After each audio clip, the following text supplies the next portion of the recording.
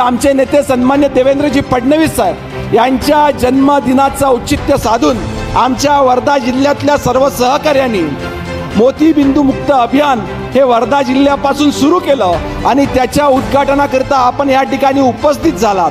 त्या योगायोगानं आज माझे मित्र प्रकाशजी आबिटकर यांच्या सहकार्याने जे 18 आरोग्य उपकेंद्र या जिल्ह्याकरिता मंजूर झाले त्याचं देखील ही भूमिपूजन आपल्या हस्ते आम्ही या ठिकाणी घेतलो आहे।